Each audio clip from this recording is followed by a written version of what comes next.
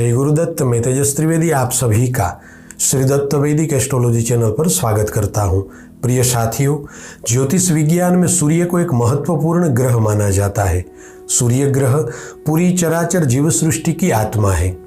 इसी कारण सूर्य को आत्मा का कारक भी कहा जाता है।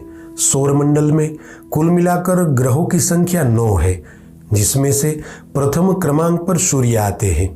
जब किसी भी व्यक्ति विशेष का जन्म इस धरातल पर होता है, तब ग्रहों और राशियों का गणित करके उस व्यक्ति विशेष की जन्म कुंडली बनाई जाती है और जन्म कुंडली के सूक्ष्म गणित के आधार पर जन्म कुंडली में 12 राशियां और 9 ग्रहों का स्थान सुनिश्चित किया जाता है।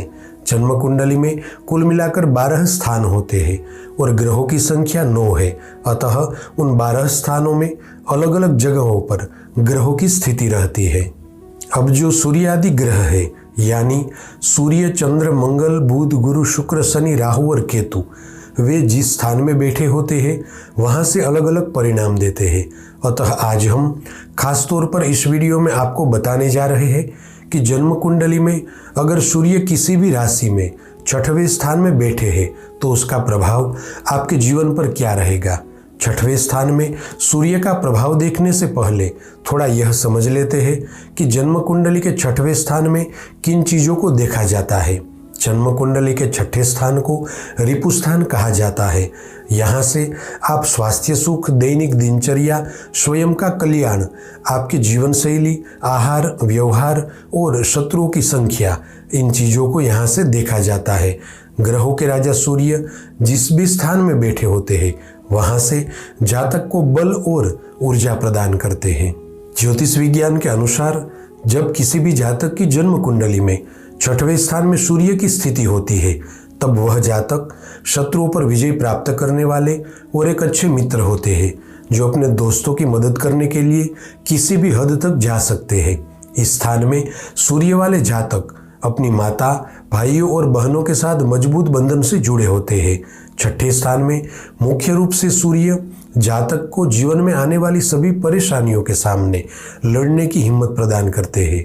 6ठे स्थान में स्थित सूर्य आपको पराक्रमी और साहसी बनाते हैं।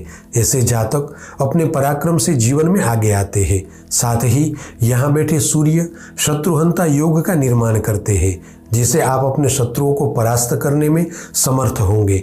खास तौर पर सूर्य जब 6ठे स्थान में होते हैं तब आपके स्वभाव को कुछ हद तक कठोर भी बनाते हैं। अतः इस बात को सदैव ध्यान में रखें कि आपके कठोर व्यक्तित्व के चलते संबंधों में मनमुटाव न हो। सामान्य तौर पर आपका स्वास्थ्य अच्छा ही रहेगा, किंतु स्वास्थ्य के मामले में कम से कम 2 बार आपको बड़े उतार चढ़ाव का सामना करना पड़ेगा। आप पूरी तरह से भाग्यशाली तभी सिद्ध हो पाएंगे जब आप अपने सामर्थ्य के अनुसार दूसरों को आशीर्वाद और शुभकामनाएं देते रहेंगे। आप अपनी न्यायप्रियता के कारण भी समाज में सम्मान पाएंगे। आपको अपने व्यापार या नौकरी से हमेशा ही लाभ मिलता रहेगा, किंतु पुत्र जन्म के बाद आपके कार्यक्षेत्र में थोड़ा संघर्ष बढ़ेगा और बदलाव आएंगे। ज़्यादातर देखा जाता है कि सूर्य की यह स्थिति आपके मामा या ननिहाल पक्ष के लिए ठीक नहीं है। ननिहाल पक्ष के लोगों को कष्ट मिल सकता है। आपके दादा दादी का भी आरोग्य बिगड़ सकता है। 6ठे स्थान में स्थित सूर्य के प्रभाव से आपको आंखों की तकलीफें या आंखों से जुड़ी अन्य परेशानियां हो सकती है। अतः स्वयं को सूर्य की रोशनी से बचाना आवश्यक होगा। ऐसे में आप धूप में निकलते समय गॉगल्स का उपयोग करें। ऐसा करना आपके लिए फायदेमंद साबित होगा। सूर्य 6ठे भाव में स्थित होते हैं तब सूर्य की सीधी दृष्टि व्यय भाव पर रहती है। अतः आपको सावधान रहना है कि धन का अधिक व्यय ना हो। अगर आपको अपने जीवन में उन्नति, यश, लाभ और सफलता पानी है तो यहाँ बताई हुई 5 चीजें अवश्य करें। पहला कि बंदरों को गुड़ और गेहूं खिलाए, जिससे आपको आरोग्य सुख मिलेगा। दूसरा कि जरूरतमंदों और अनाथों को भोजन बांटे। तीसरा, आप बाएं हाथ की अनामिका उंगली में सोने के छल्ले को धारण कर ले। चौथा, भूरे रंग की चींटियों को बाजरा खिलाए, जिसे आपको शत्रुओं पर विजय प्राप्त होगी। और 5वां, रात को सोते समय चांदी के बर्तन में गंगा जल भरकर अपने समीप रखें, जिसे आपको आर्थिक लाभ होगा। अब अगर आपकी जन्म कुंडली में सूर्य 6वें स्थान में बैठे हैं तो यहाँ बैठे सूर्य आपको 5 संकेत दे रहे हैं। आपको अपने जीवन में यह 5 सावधानियां बरतनी होगी। पहली सावधानी है, आपको अपने क्रोध पर नियंत्रण रखना होगा, वरना शत्रुओं की संख्या में बढ़ोतरी होगी।